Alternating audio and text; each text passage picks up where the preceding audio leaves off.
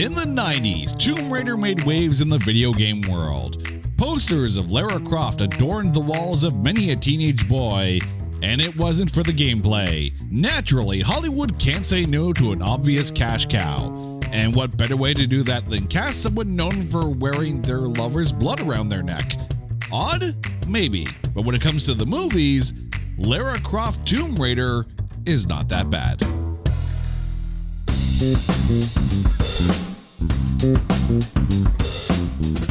Welcome one and all to It's Not That Bad, the podcast that looks for A grades and B movies, and a proud member of the Pantheon Podcast Network.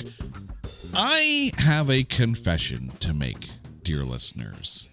If you've listened to the show at all, you know I might be a little on the geeky side. I have no reservations about that. I wear it proudly on my sleeve, on my shirt, and definitely on the shelves behind me that you cannot see because it's an audio-only podcast. Don't know why I mentioned that, but here we are.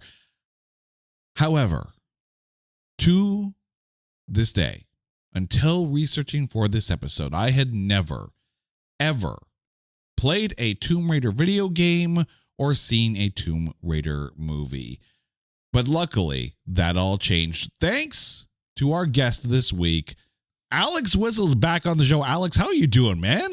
I'm doing great. This monster just kicked in. Let's get it, dude. Let's get it going. Woo. Again, this is an audio-only podcast, so you cannot see the giant can of Monster Energy drink that Alex is chugging.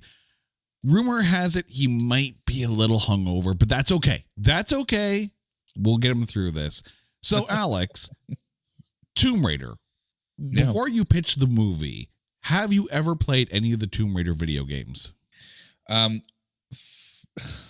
I want to say yes and no. So the game was installed on the family computer.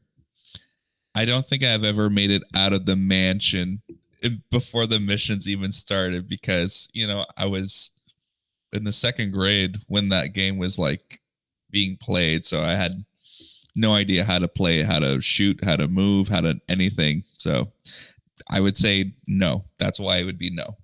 Oh, so you're like the first half of this film and they didn't get out of the mansion either. Yeah.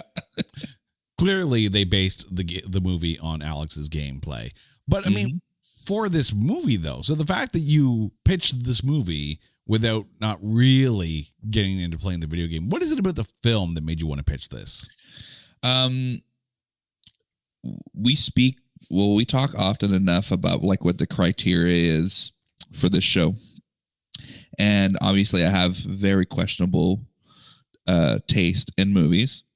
You're in the right place then. Yeah. So when you reminded me what the criteria was, I went, okay, let's go through movies I actually like versus what movies would fit the show. And Tomb Raider fit the mold. And I know that you were shocked to find out that it was considered for the it could be considered for the show. And same thing with me. I was shocked. It's a Tomb Raider, right? I mean, let's be honest. Video games adapted to movies haven't always had the best reputation. I mean, these days it seems like they're firing on all cylinders. You got Sonic the Hedgehog, HBO adapting The Last of Us, the Super Mario Brothers film. Like, video games seem to be ripe for the pickings now. But we're talking about 2001. And anyone who knows anything about the early 2000s and video games turned into movies, or even in the 90s, hello, Bob Hoskins and John Leguizamo for Super Mario Brothers. Oh, I'm dreading that one still. Hey, I'm Super Mario, man. Or Jean-Claude Van Damme in Street Fighter. You know there's going to come a day for that one. Like, it hasn't always been the best adaptation. But 2001, I mean, obviously filmmaking is changing. The idea of popcorn movie making is still big. Because, I mean, just 2 years prior to this film coming out, The Mummy came out and it's just like, oh my God, this is awesome. This is amazing. Lara Croft Tomb Raider, okay. But we're going to get to that. We will get to that. But before we do, it is time to take this video game movie adaptation and trailerize it. In the world of tomb raiding, Lara Croft has no equal, in that she lives in a palatial mansion with more rooms than some hotels, a seemingly endless flow of cash from who knows where, and a crack team on staff that are either trying to turn her into a lady or inadvertently trying to kill her. Makes breaking into the vast tombs of the dead and dangerous seem like a vacation. After stumbling across a golden MacGuffin in a secret Harry Potter hidey hole under the stairs, she'll find herself battling the Illuminati and a bunch of VFX rock stars in a series of set pieces that feel less like harrowing moments of cinema and more like video game levels still in beta. Maybe they shouldn't have used a PS1 to render the movie. Watch as this Kirkland brand Indiana Jones swings all over the place, shoots everything but an actual person like a frickin' stormtrooper, and side-eyes everything to find 2 artifacts needed to control time so she can go back and fix the parts of the script that didn't work. Angelina Jolie is Lara Croft, Tomb Raider. Rated PG-13 for PlayStation graphics.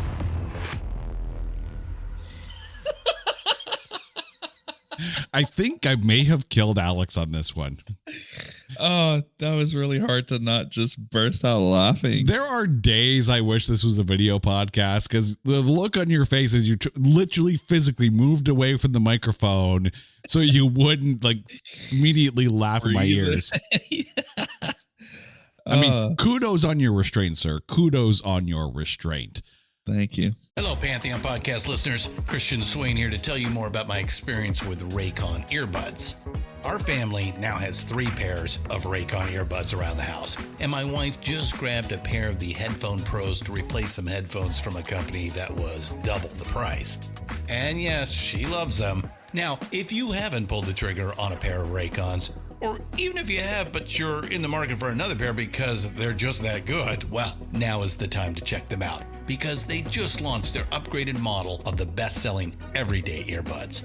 With Raycon's upgraded everyday earbuds, now you also get active noise cancellation, ergonomic design, and multi-point connectivity that lets you pair with 2 devices at once. New quick charge function, 3 customizable sound styles, plus awareness mode. Available in a variety of vibrant new colors to complement any and all skin tones. I even have a pair of earbuds in a cool green color. I have tried just about every earbud known to humankind, and these Raycons are fantastic.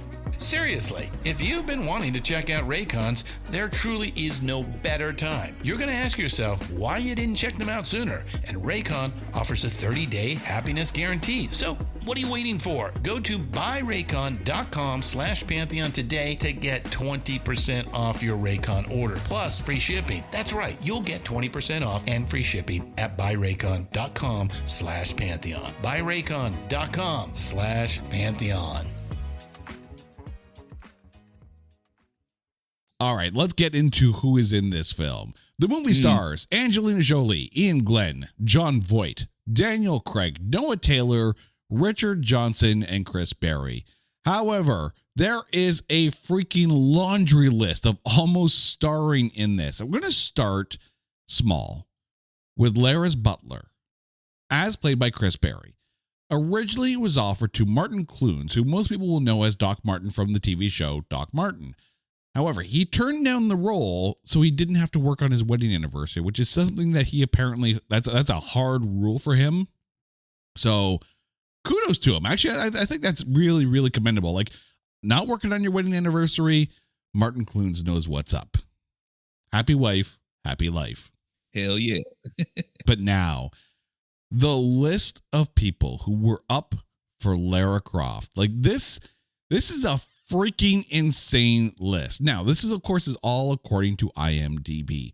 I want to start with the list of actors that Paramount went to core design and received input on. And the core design, of course, are the ones, making the game and whatnot. So they had some ideas on casting.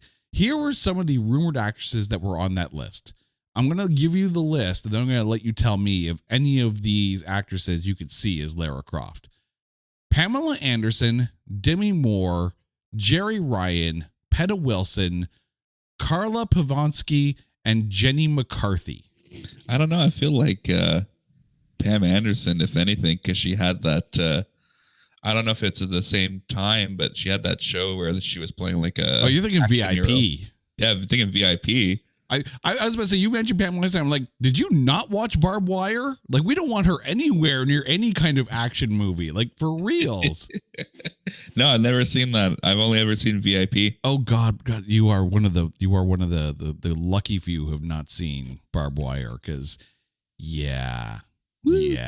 Now, apparently, turning down the role, and this is actually a much more accurate list, I think, of people who you could consider: Denise Crosby, Charlize Theron, Uma Thurman, and Liv Tyler. Now, I get Liv Tyler kind of has the look of Lara Croft, at least facially.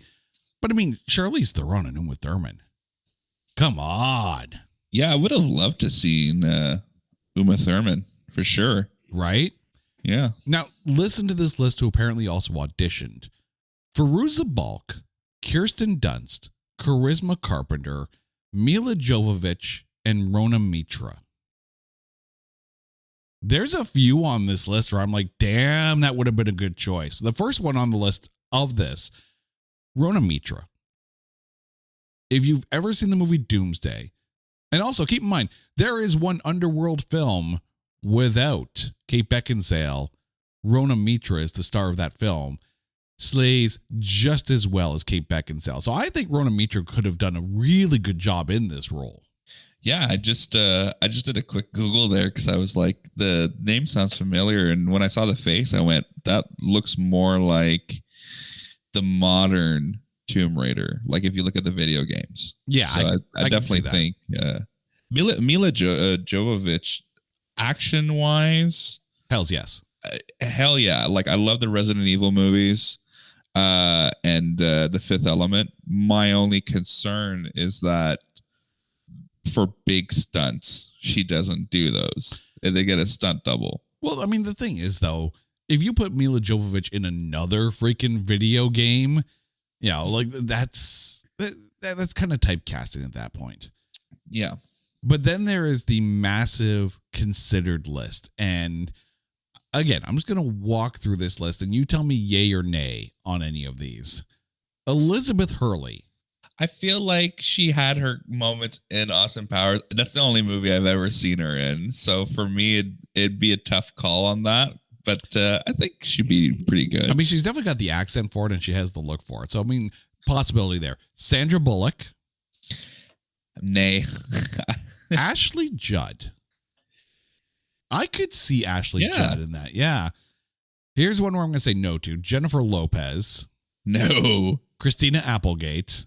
No. Drew Barrymore. Hard no. Monica Bellucci. I could potentially see Monica Bellucci in this role. Cameron Diaz, probably not. No. Shannon Doherty, probably not. Mm-hmm. Nicole Eggert, Heather Graham, no. Mm-mm. Terry Hatcher. Yeah. Yeah, not a hard pass on that. Jennifer Love Hewitt. Look wise, yes. I'm not familiar with. I mean, obviously there was. I Know What You Did Last Summer. Yeah, and like I've seen the entirety of Ghost Whisperer, so like look wise, she'd have it down. I don't know what her accent work is like or her action. Yeah, I think it would be a hard sell at that point. Kate Hudson, probably not. Famke Janssen. Here's a definite possibility. Of course, around that time, she was best known for playing Jean Grey in the X-Men films. So there's a decent possibility there. Diane Lane, maybe. Lucy Liu, no. Mia Maestro, maybe not. Gwyneth Paltrow, definitely not.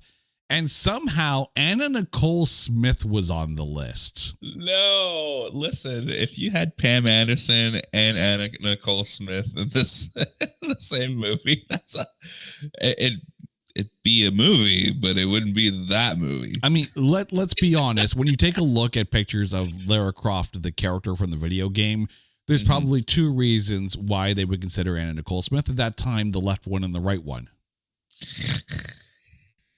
I'm just saying. I'm just saying.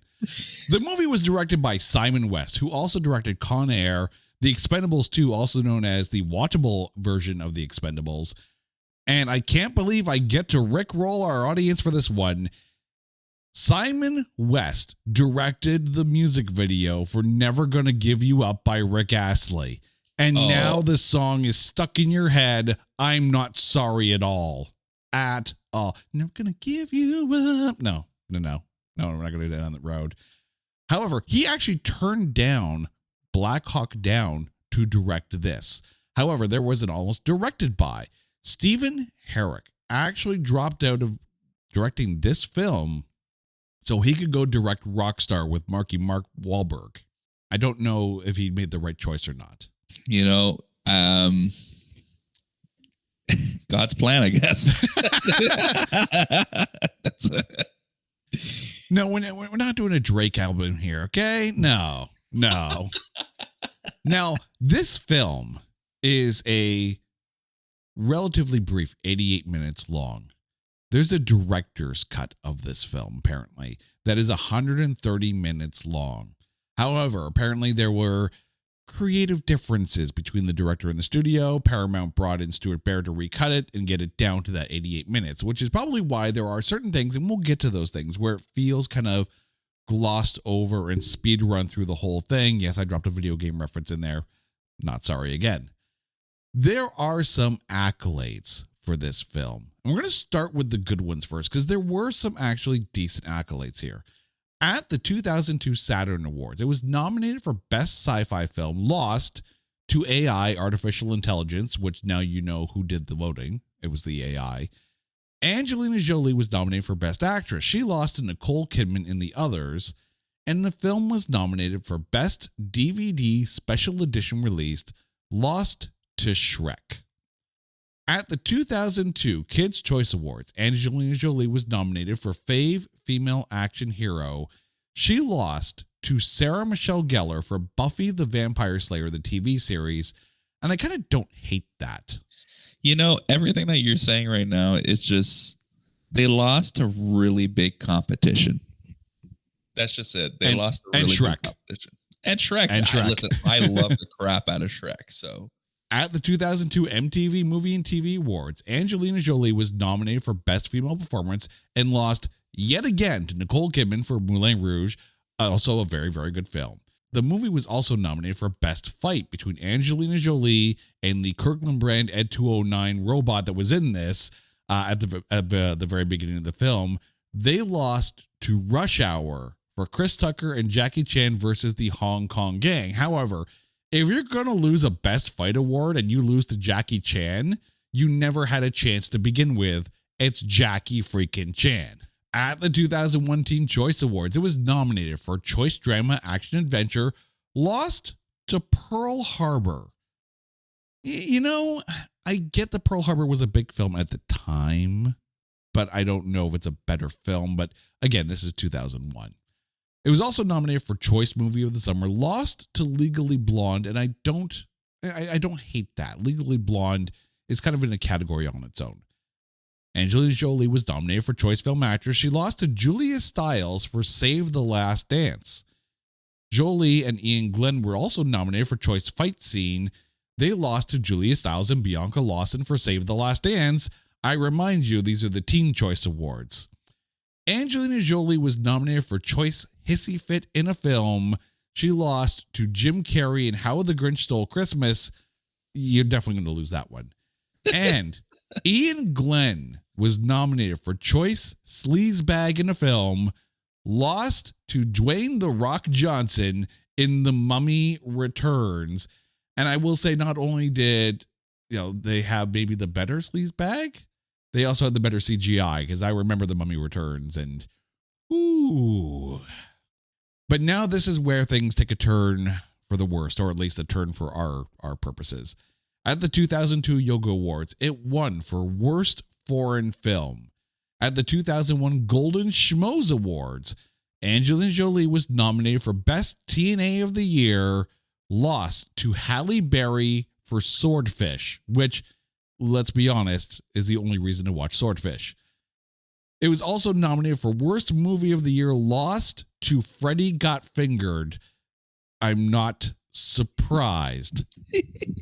Right now, anyone who knows, if you know, you know. And if you know, I'm sorry, because right now in your head you're going, Dad, would you like some sausage? I was about to say that. You know, because you know, right? You know. It was also nominated for Biggest Disappointment of the Year, lost to Planet of the Apes. I don't doubt that one. At the 2001 Stinkers Bad Movie Awards, it was nominated for Worst Screenplay for a film grossing more than $100 million using Hollywood math. Yes, that's the actual title of the award. Lost to Pearl Harbor. And at the 2002 Razzies, Angelina Jolie was nominated for Worst Actress for this and Original Sin. She lost, and I'm going to give Alex the moment there to shake his head because I know this one's going to hurt. She lost to Mariah Carey for Glitter. I'm sorry. What?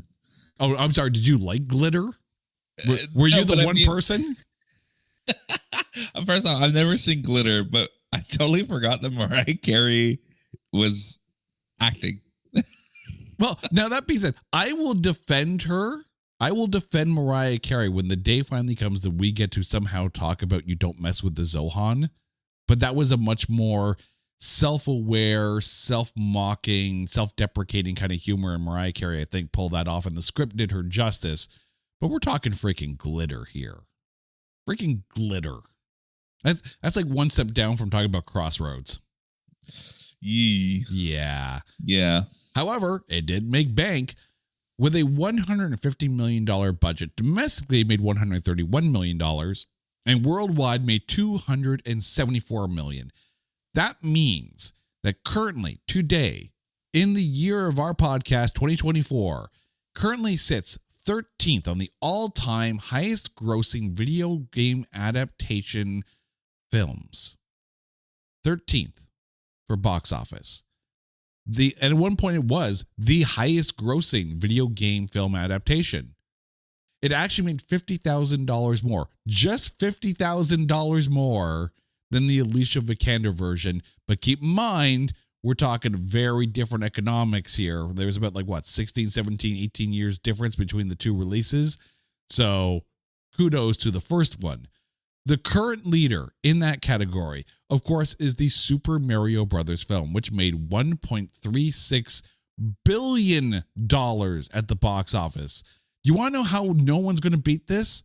That is more than triple the number 2 film, which is Detective Pikachu, which made $450 million at the box office. Holy crap. I mean, Detective Pikachu was pretty freaking cute. Yeah, no, I really enjoyed that movie. Deadpool. It was great. Right? Essentially. Deadpool and a pre-Cassie Lang, Catherine Newton. Yeah.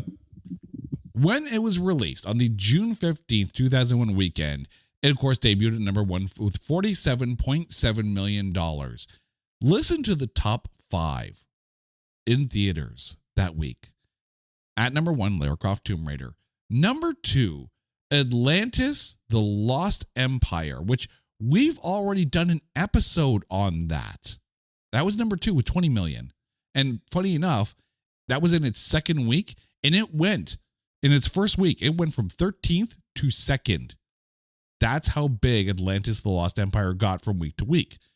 Number 3 was Shrek in its 5th week. Number 4, Swordfish, sorry. And number 5, Pearl Harbor, still sorry. So not a bad week at the box office, but yes, Lara Croft Tomb Raider tops it all. But the reason why we are here, Alex is awesome. And I got to mention a Rick Astley reference. So, my work here is done. But it's the critics. Over at Metacritic, this film has a Metascore of 33. And over at Rotten Tomatoes, the audience score, and this one surprises me, the audience score sits at a 47%. The tomatometer, 20%. But I want to put this into the bigger picture. Looking at the other 2 Tomb Raider films, the sequel to this one, Lara Croft, Tomb Raider, The Cradle of Life. 24% tomatometer with a 44% audience score. So the critics liked it more, the audience not so much. The 2018 Alicia Vikander version. Audience score 55%. Tomatometer 52. So the critics really like the new version, but not a single Tomb Raider film does not qualify for this podcast. They all could be talked about. The 20%, it's a critic score. Critics suck. We know this. Does the 47% audience score surprise you?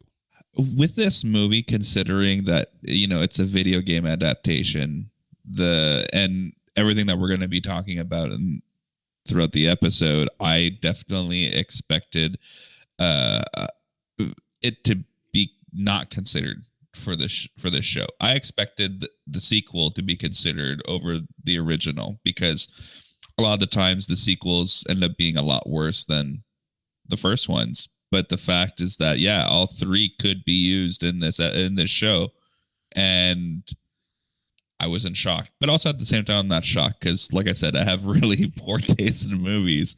But this was, to kind of spoil the ending, it was a good movie. Well, let's be honest. That's the ending of all our podcasts. It's not that bad a film. It's okay, Yeah. But I mean, this is also one of those films that you had to think that people had copies of DVDs, because physical media is always good. But I mean, I lost track of the number of times I'd go over to a friend's place and they had this movie in their collection because they liked it when it came out. Like, it's one of those films. And I will say this: it's kid friendly. It's absolutely kid friendly. It is even friendly enough to be on like TBS Superstation during a baseball game rain delay. That's how family friendly this film is. So clearly they marketed it for the audience, which they thought, of course, was the video gaming crew. But let's get to the breakdown here. And we're going to start, of course, with Lara Croft herself, Angelina Jolie. As much as when we went through that list, we could sit there and say, okay, I could picture this person, I could picture this person. Really, in 2001, there isn't anyone in Hollywood or Hollywood North or Hollywood UK that looked as much the part as Angelina Jolie. Like, it feels, like when you take a look at a video game character and you sit there and say, no, so-and-so needs to play this when they make the eventual movie adaptation. And now these days, you've got like freaking movie stars being into the video games. Like, you've got Keanu Reeves in Cyberpunk. You've got Norman Reedus in another video game. Like, you already have that happening. But now you're going in the reverse direction where you have video game characters and you sit there and you immediately do the fan cast. How was Angelina Jolie as Lara Croft? So the first time I saw this movie, at the time I hadn't heard of Tomb Raider. So I it was a rental, and then we got the game afterwards. But anyway, I thought the movie came out before the video game, so I went, man, they made the character look just like Angelina Jolie. Mind you, again, I'm in second grade when this movie comes out, and I honestly thought the movie starred Lara Croft. I thought Angelina Jolie's real name was Lara Croft. I'm like, no, that's them. Honestly, that was probably the first movie I've ever seen with Angelina in it. So I'm like, okay, cool. She's a British actress, whatever. And then I see her in like other movies and I go, I am wrong. So, I mean, she definitely did a good job because I couldn't tell. Yeah, it's not one of those accents where you sit there and go, oh, please, dear, stop. Like Yeah. she actually pulled off, which is kind of funny because you have Lara Croft is English in the video games. And the character of Alex in the video games, of course, is American. Here, you have the American playing the Brit, and you have the Brit playing the American.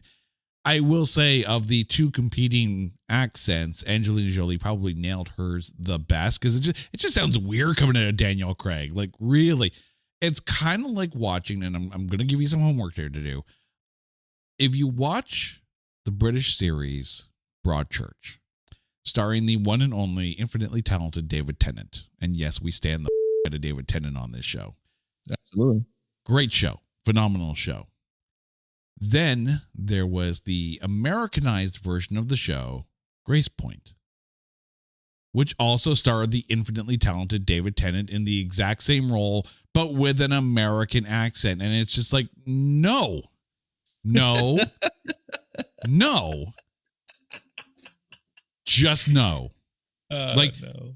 I give David Tennant credit for doing pretty much anything except that. Yeah. Except that. Hey, not everybody can do it. Yeah. No. Just no. Just no. But I think the key thing is this. This script does not do Angelina Jolie any justice whatsoever. We know today that Angelina Jolie is a phenomenal actress. We know today that she can pretty much do whatever the hell she wants because she's that damn good. This script felt dumbed down.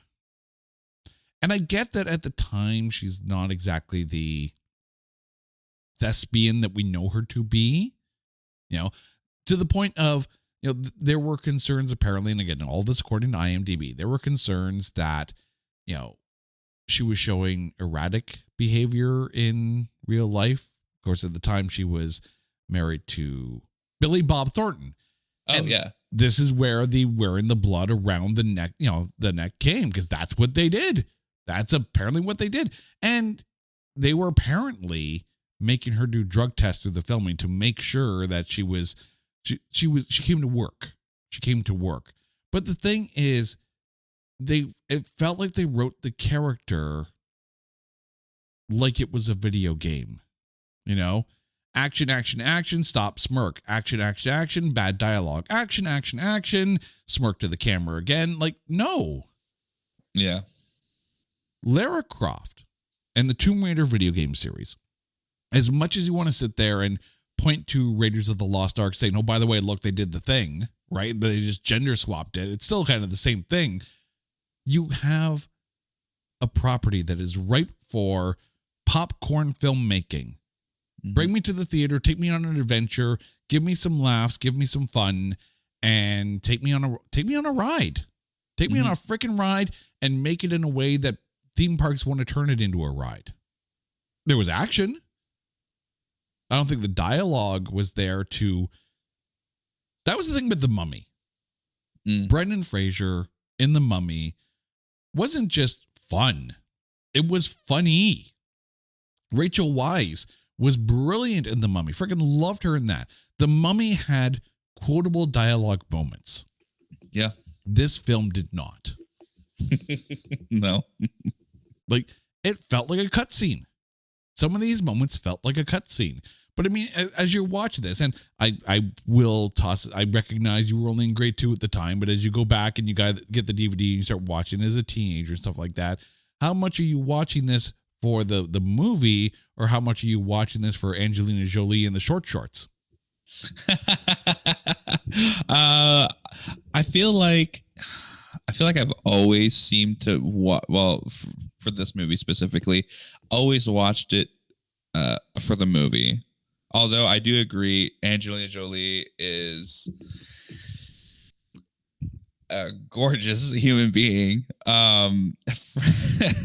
It was more like me trying to understand the movie, because like you mentioned, there's a lot of not necessarily plot holes, but it kind of feels a little rushed here and there. So it's just trying to also understand like the backstory, because again, I never really played the video game, so I don't know a lot of the lore behind the characters or what's supposed to be going on.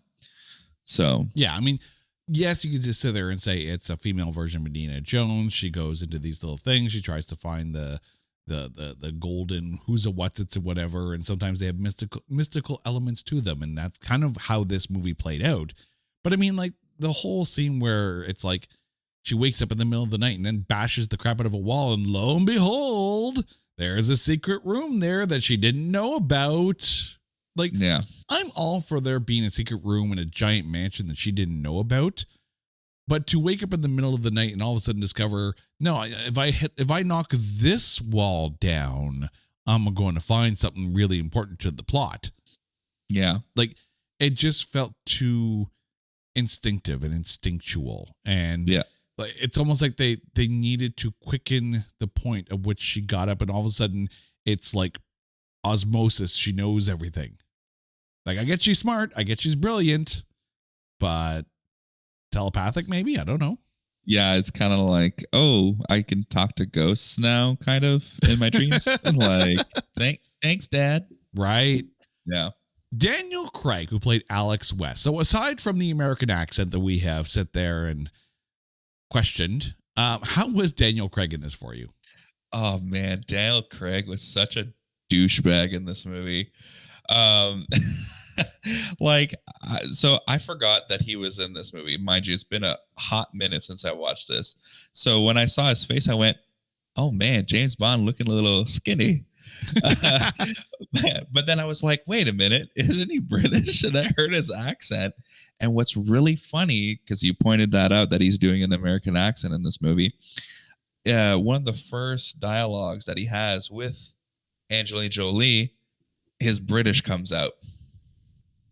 And I went, your British is slipping, my dude. Like, I know that you know.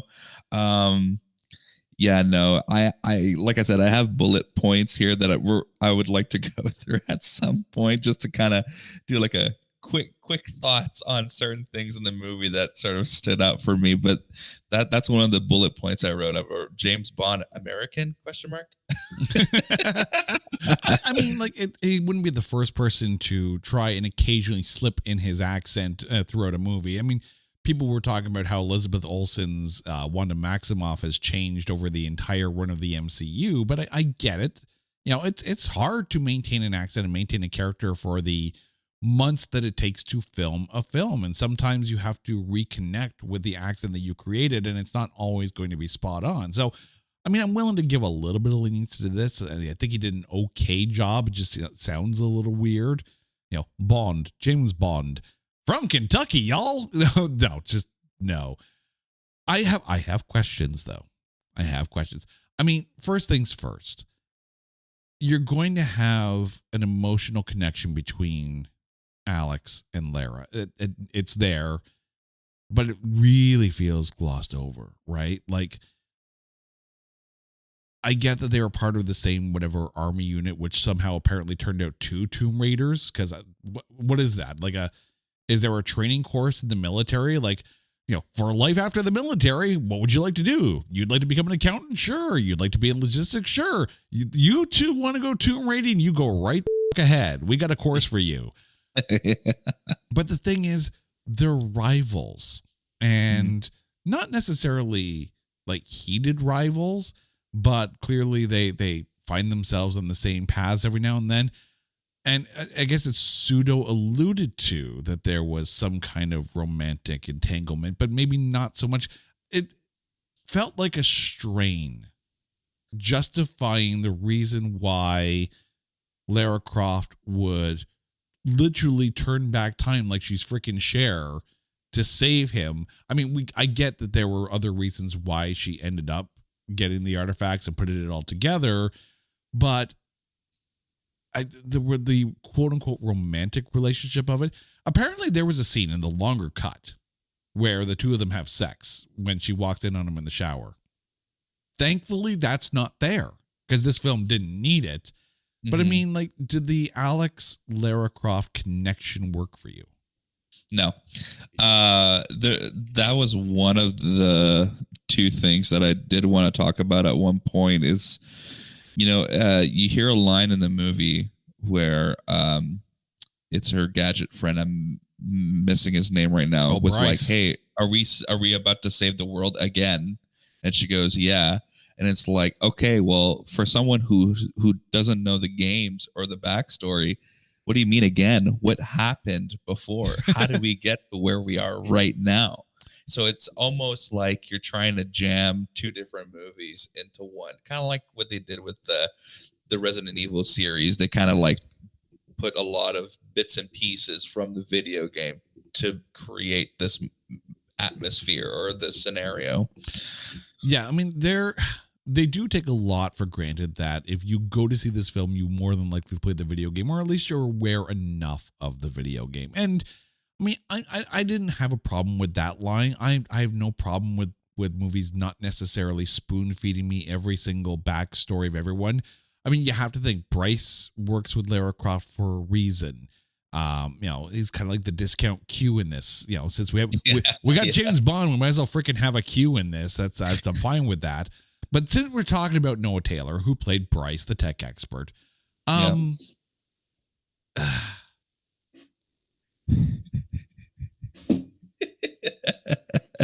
have questions. I mean, he seems nice enough as a character. Lara Croft seems to trust in him, even though that he set the robot to kill Lara Croft. Like, ooh. Also, she's fighting giant robots in a freaking X-Men Danger Room style of place in the mansion. Yeah. I mean, I get, he lives out in the trailer outside the mansion because he wants to, but it feels like he got put out in the trailer because he accidentally tried to kill Lara Croft. For me, for that character, this is what I wrote down. Mark Ronson, ?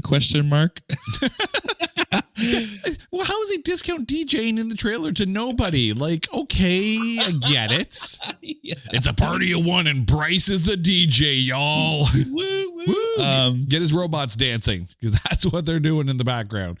But the thing with Bryce, it's almost like he wasn't quirky enough to be like one of the guys from Pacific Rim, and he wasn't serious enough to be like a Q. Like, he's somewhere in the middle and feels a little flushed out. Also, why the hell did Lara Croft bring him out to Siberia? Because he didn't really do jack out there. Like, that little tomb that they went into was in a dead zone, thereby nullifying the very reason to bring Bryce out. It's like he's the Uber driver for when she's done and too tired to ride the dogs out. Like, who? Yeah, no, it was I was questioning that too. I was like, well, if they're gonna go out where technology is not gonna work, what's his power? Right? Like, what's his talent? Like, it's not even like he has the power of snark and decent dialogue. He's there. He's just there. Like, the minute his laptop goes down, Bryce is useless. Stay on the freaking water boat, the car boat. You stay there. Lara Croft is going to go save the world. You don't. That's the funny thing. We're going to save the world again today. Not you, Bryce. You're going to stay at the front of the cave. Lara will be back for you when she's done. Go sit by the magazine rack at the grocery store. You stay there and you don't move. Not that I ever got told that as a kid. That's awesome. All right. We got Chris Berry, who played Lara's butler, Hillary. Yes, the man's name is Hillary. I'm assuming it's his last name. I didn't mind him in this. Like, kind of like, and again, I keep on making these Kirkland brand comments, but it kind of feels like there's a lot of different pieces thrown in here, which is kind of like every IP these days. It's a little bit of this, it's a little bit of that. So how was our Kirkland brand Alfred for you? I think Alfred. No, I definitely he was spot on. Honestly, I had no problems whatsoever. He was a little bit of the comic relief, like not purposely, because there was that scene where they're trying to steal the key from the locked room, and he's just so far away with the shotgun, trying to shoot at essentially a tactical team with God knows how many weapons, and it's like, dude, you're the butler with a bulletproof vest and a shotgun on what looked like the third floor. Like, you're not reaching nobody. You just go back to bed. I mean, that in itself was a little bit of comic relief. Like, he's trying to make sure he's got the proper loafers to go out and shoot the baddies with, yeah. Right? Yeah. But even the scene where he's chastising Lara for not being a lady, right? Or even the shock when she comes down in a proper sundress kind of thing. Like, I don't mind that part. I think he actually played it well. I almost wish there was a bit more upper class snark to him. Like, I wanted those kind of off the cuff snide Alfred-like remarks that he would give to Bruce Wayne, because Alfred is the only person Bruce Wayne can't out-snark. Yeah. Like, I wanted more of that. That being said, I would love to see a Tomb Raider Batman crossover. I don't hate that idea. Yeah. I don't. Yeah. I really don't. But the interesting thing, too, is that there's a scene where they're working on the robot kind of thing, and things start to pop and explode and what. No, it's the clock. It's when he starts smashing the clock. Yeah. And he lifts the glass tray in front of his face to cover his face. Apparently, and again, I've never played the video games, but apparently this is actually a direct reference to the video game, because there are scenes where if you start shooting at the butler in the scene, he lifts his tray to block his face. So that is literally lifted from the video game. And there's moments like this. Now, I admit I've never played the video game, but when you're reading up on these moments, it's like, okay, you did understand the assignment. And it's a simple little thing like that from a side character that fans, Tomb Raider fans are going to go, oh, he did the thing. He did the thing. That's awesome. He did the thing. He did the video game thing. Yeah. Like, I get it. He was actually really good in it. Like, yeah. Would Martin Clunes have been a decent Hillary? Yes, absolutely. But I don't think they suffered with Chris Berry in the role. I think he did a very admirable job. 100%. Time to talk about the baddie. Ian Glenn, who played Manfred Powell. Yes. Take it away, Alex. Oh, I love this guy. So I feel like I've seen him in a couple of movies there that would have played on TV, but my standout... Game of Thrones. Well, for me, it was the Resident Evil series. Okay. He plays the head evil doctor who created the virus there and the basis of the movie. But to see him more hands-on in the action scenes, because obviously in this one he's not a mutant, he is a human being. So like just seeing his mannerism sort of evolve, because obviously this movie I believe is, well, it's definitely older than when he showed up in the other Resident Evil movies. So to see his growth from Tomb Raider to there was like next level. But he has this sort of like,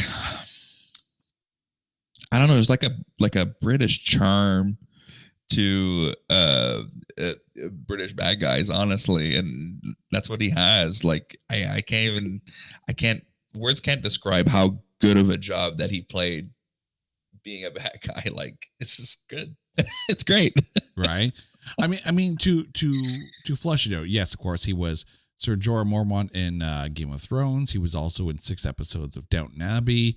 He was also in 2 episodes of freaking Doctor Who in the Time of Angel. So he was in a Matt Smith era Doctor Who 2-parter. So that just goes to show his Britishness, clearly.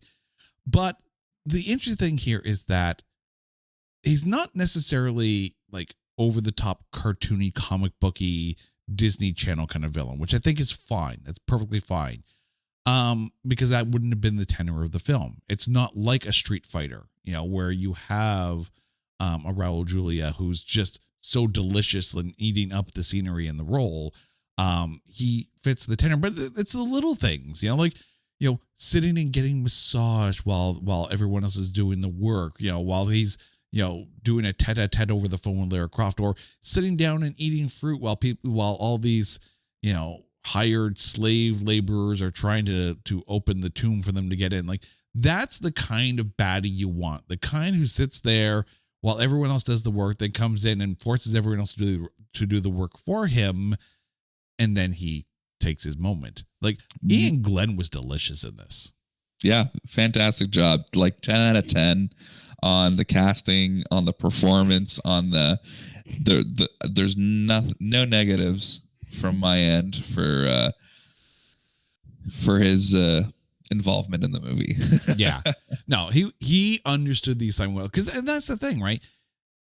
it's a video game movie. You want your baddie to have a little bit of fun along the way. And he found, I think he found a perfect pocket for the villain.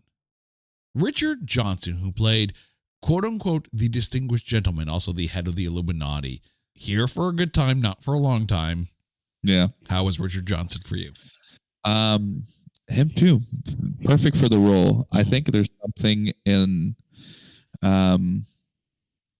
body language plus accent presentation, because you could have had any sort of like British accent or whatnot, but there's just something about the way that he spoke and how he would pronounce words and stuff like that, and how there was certain how would I say that? Like, when you're saying a word, but you focus more on like a certain syllable or something like that, right? He's putting the proper emphasis on the right syllables. Yeah, that's the one. But no, it was really good. Like I really like to near the end of the movie there, right before the spoiler alert, by the way, guys, before he gets blown away. Let's be honest, this film is 23 years old. Yeah.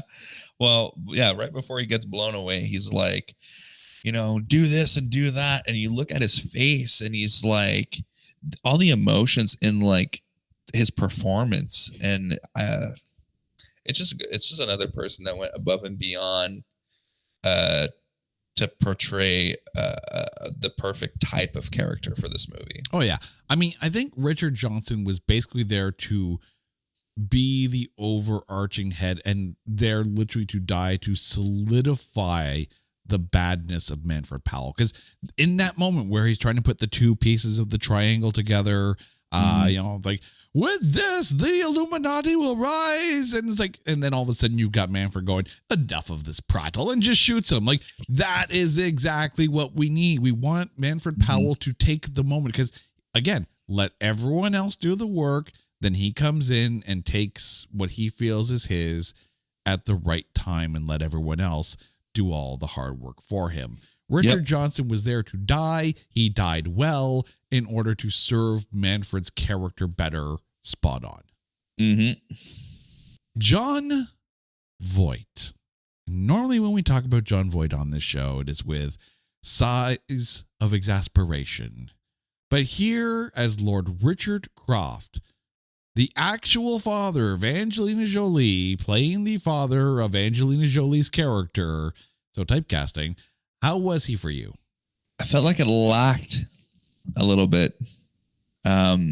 Obviously, he's a great actor. There's no doubt about it. Well, is he? According to Granny. Have you seen Anaconda? No. Consider yourself lucky. Have you seen Mercy, which we talked about on our Movies of 2023 episode of Grading on a Curve? Never seen Mercy. Not a horrible film, but you want to talk about horrible accents. Woo! I did hear through listening through some of the podcasts there that I'm not going to give it away, but I am going to point out that there is currently, and we are recording this early April 2024, and as the calendar turns, I start to make a list of the movies that may qualify for the Movies of 2024 episode of Grading on a Curve. There is one film thus far this year that currently holds a 0% tomatometer, and it stars Jon freaking Voight. So I may have to, for the second Grading on a Curve year-ender in a row, talk about Jon Voight. But for this movie specifically, he did a good job for the amount of screen time that he had. But I just felt like, especially during not flashbacks, but like when she's having current conversations with him, he seems a lot more over the top than he should be. His flashback acting was way better than his in that moment Well, I mean, we need to put this out there. And occasionally there are things in real life that do affect performances in a film. Now, again, neither Alex nor I are Hollywood insiders. We have no knowledge whatsoever. We are idiots with microphones in two different cities in the lovely province of Ontario.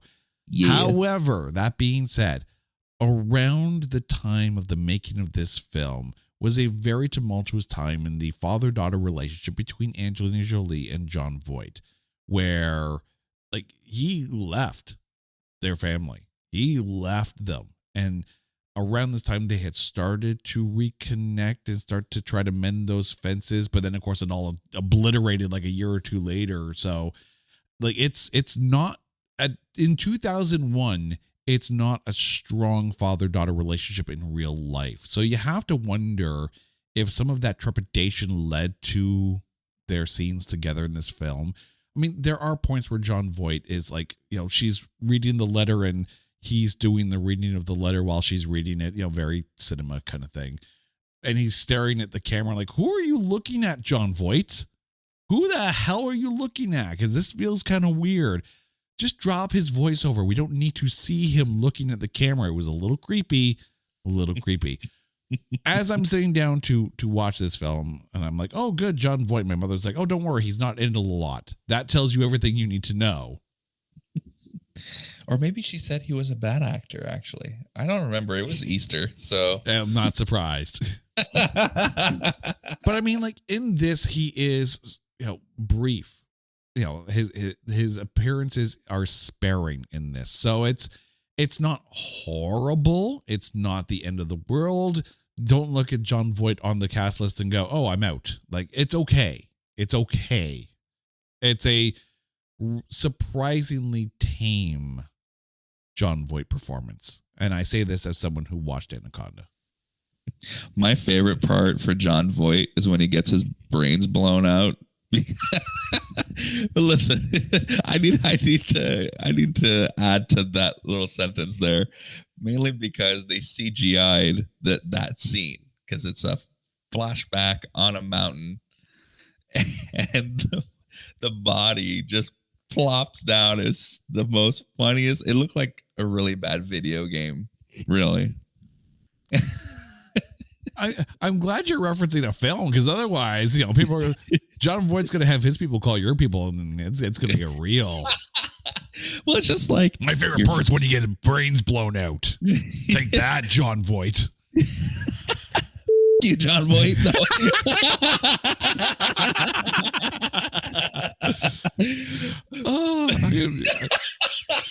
I'm going to get you a T-shirt. I'm going to get you a T-shirt that just says you, Jon Voight. No explanation whatsoever. So you can wear it around and people are going to look at your T-shirt and go, what the hell did Jon Voight do to him? Where did the bad Jon Voight touch you? No.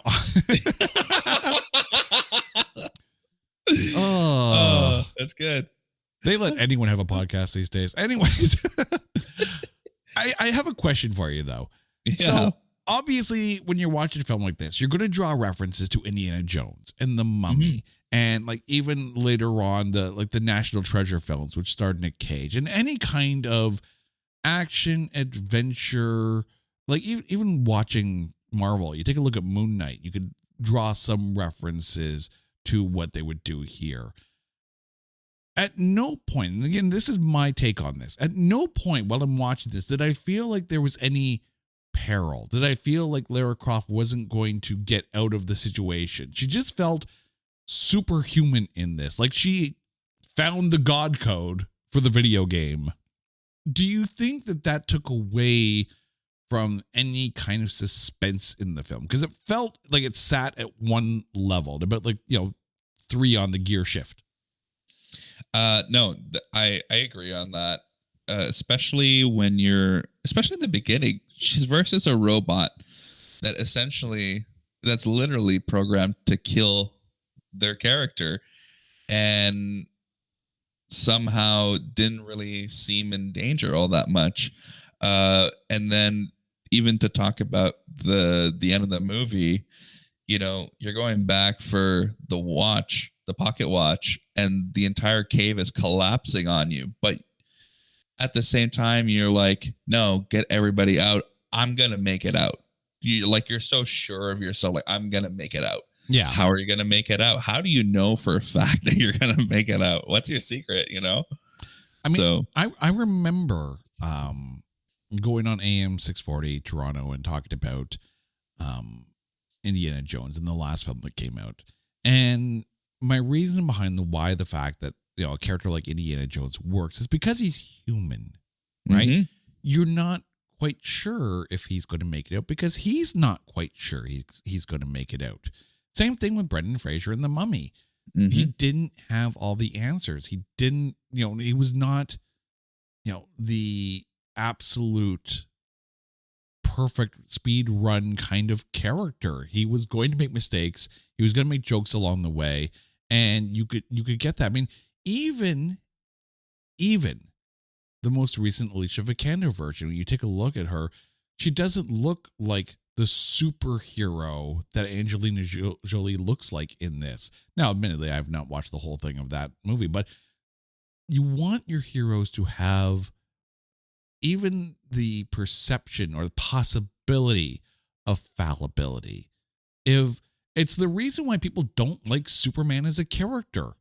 He's so good and so just and so powerful that he's impossible to defeat.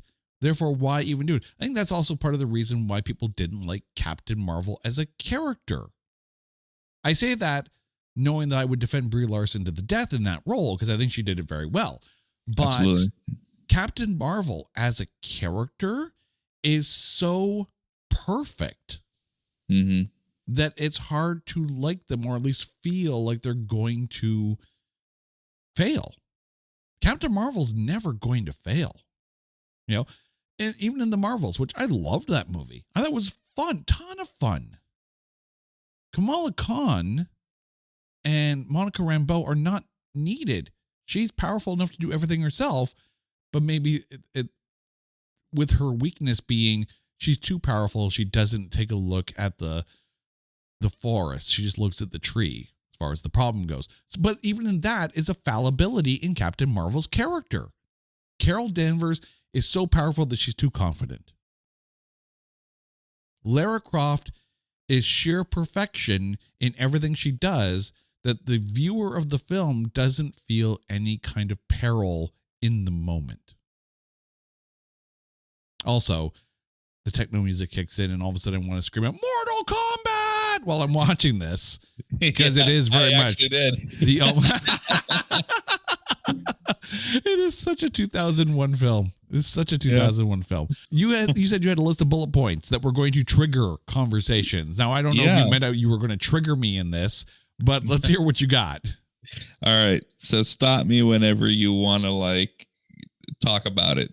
So the first thing I wrote was hot reload. So that's to basically talk about like, although yes, Angelina Jolie, Lara Croft is a very beautiful person. She is presented as, you know, someone who is very attractive, especially like during the shower scenes and whatnot. I think the most attractive thing I saw from that character is the way that she reloads her pistols.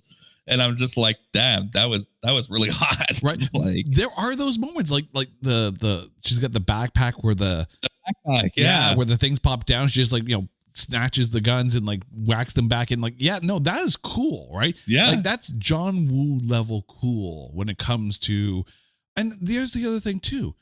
You take a look at those first RoboCop films. The way his gun comes out of the leg and then he spins it around, right? Like, that's just cool, right? Yeah. And cool gunplay makes for a cool action film. Like, there is where I'm fine with Lara Croft being so freaking awesome.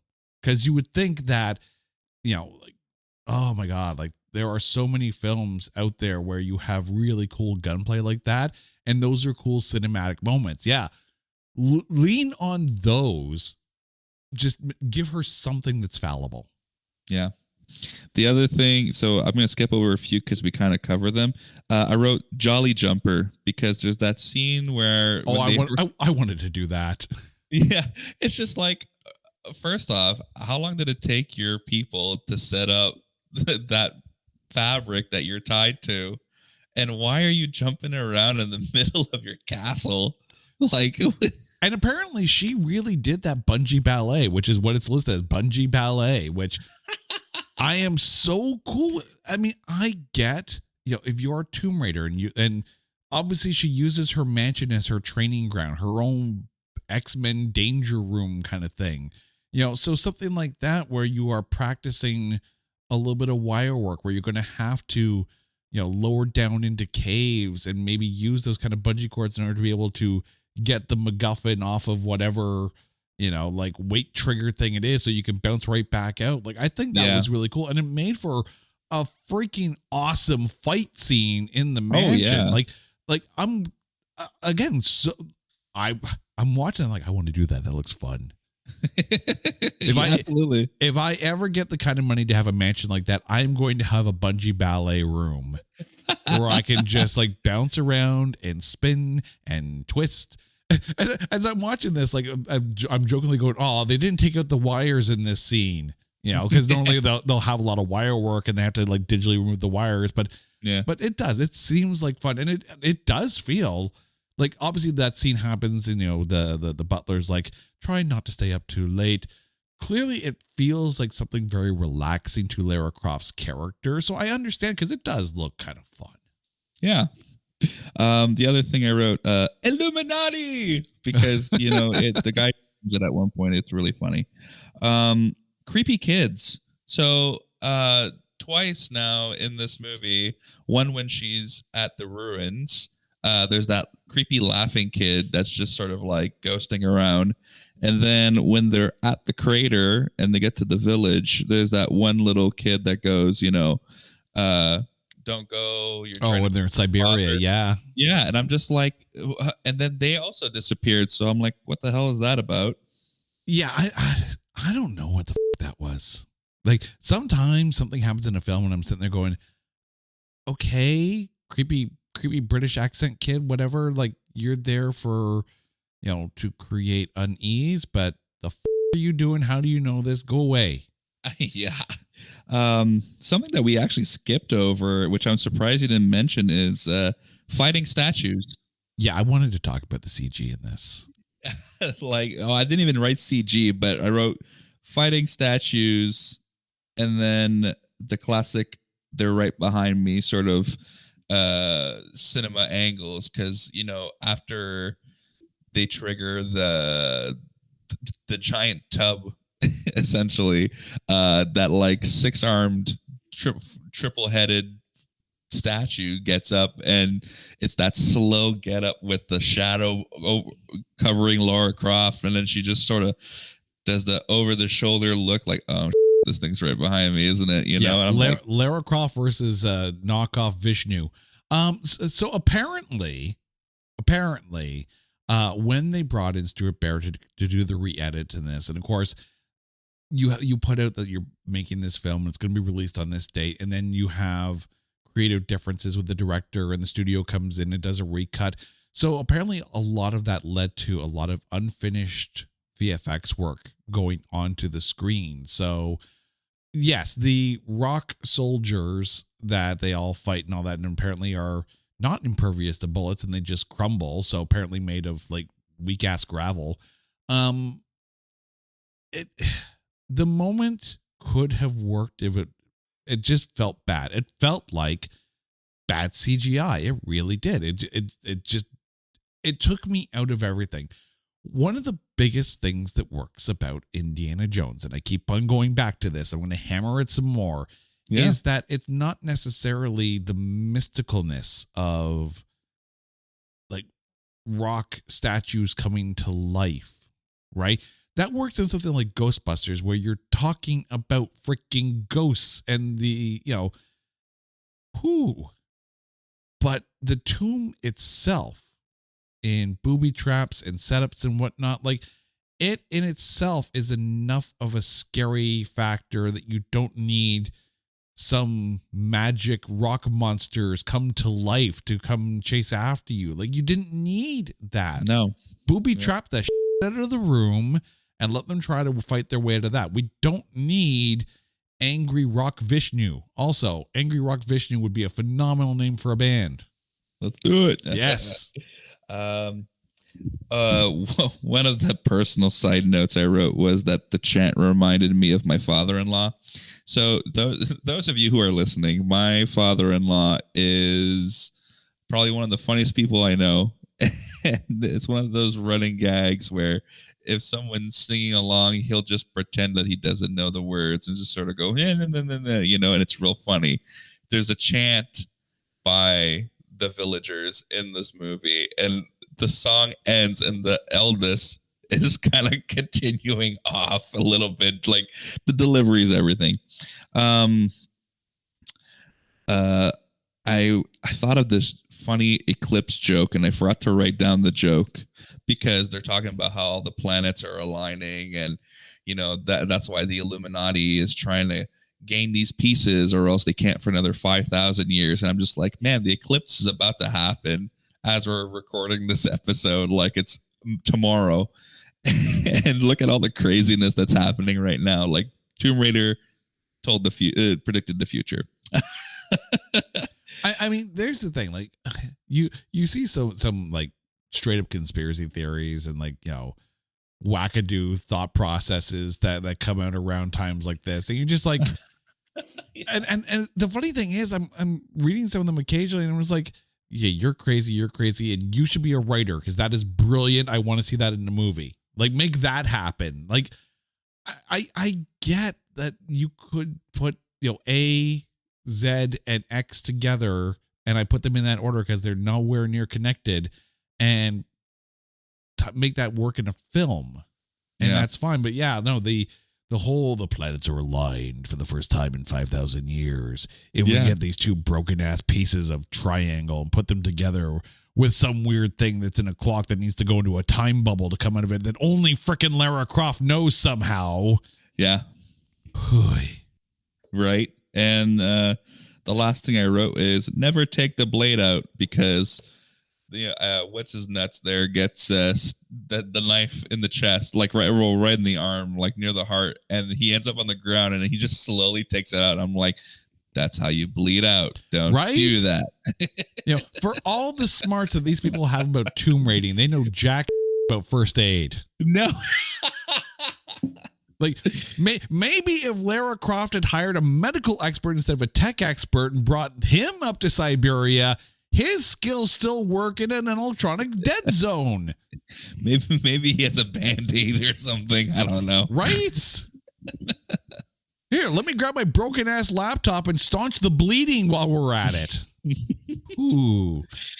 All right, we do have one shout-out from Twitter. Our good friend Peter over at the Movie Duel podcast chimed in with, it was about as good as it could have been, and that's been being pretty fair to it. Watching it in the last couple of the years, some of the obviously sexually charged scenes are very cringeworthy, but ultimately is a good bit of popcorn fun, just not as entertaining as the games. Now, I did mention that there is a 130-minute cut, apparently, like a director's cut in this, which has a lot more sex in it. I don't think it needed it. I think, and I can't believe I'm saying this, I think we were well served with Angelina Jolie's side boob, and that's all we needed. I agree. I would like to even go as far as comparing it to her, I guess you could call it nude scene in Wanted. Yeah. All you needed. It's tasteful. That's what it is. Tasteful. Yeah. You can be sexy without being overtly sexual, and that works even better, I think. Yep. All right, Alex, it is time. Who is your MVP of Lara Croft Tomb Raider? Oh, man. I knew this question was coming. Yeah, because you've been here before. Yeah. MVP, I'm gonna give it to Powell. Okay. Ian Glenn, who, yes, as the baddie, absolutely, I completely agree, but he's not my MVP. He's on my short list. He's absolutely on my short list. It's a one-person short list. It's him. But this film does not work at all if Angelina Jolie is not as good as she is in the role. She brings the physicality to it. She brings, let's be honest, Lara Croft is one of those sexy video game characters, and they are out there, right? And she brought that level of fit sexiness to the role.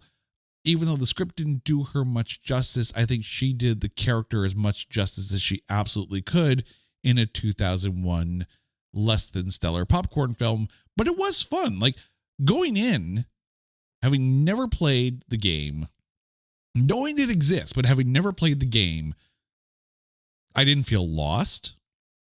I didn't feel like I needed to play 6 or 7 different versions of the game in order to get all the gags and all the jokes and whatnot. Some of it, yes, I had to learn through research. The whole drink tray in front of the face thing. And once I discovered that, it was even funnier.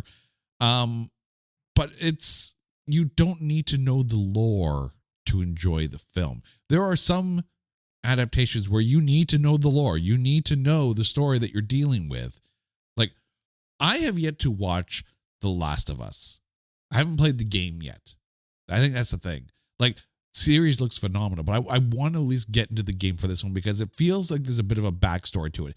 It actually came with my PS4 when I bought my PS4. I haven't played it yet, but I'm going to. It's going to happen. It's downloaded. It's installed. I just need to do it. But I want to get into the story of it. A game or a movie like this, you get the idea. A movie like this, based on a game like Tomb Raider, you understand the story of it. Like, it doesn't take a giant stretch of the imagination to wrap your head around what's going on.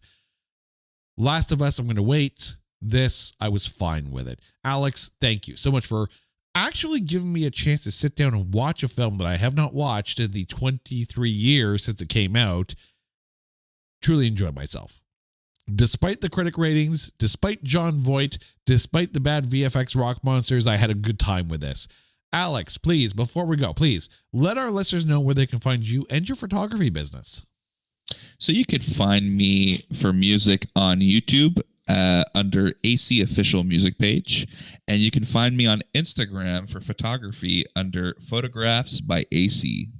All right. And make sure to reach out to him, follow his business. He does really, really good work. And you, our listeners, you guys know the drill.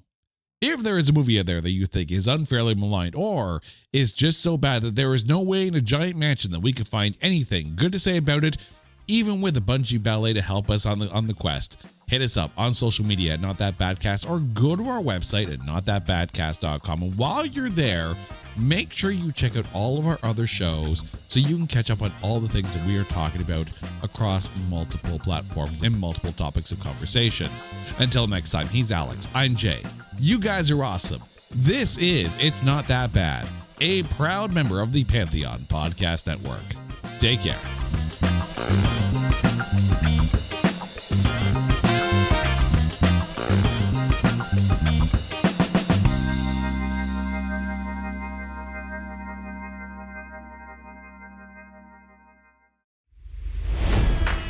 It's NFL draft season, and that means it's time to start thinking about fantasy football.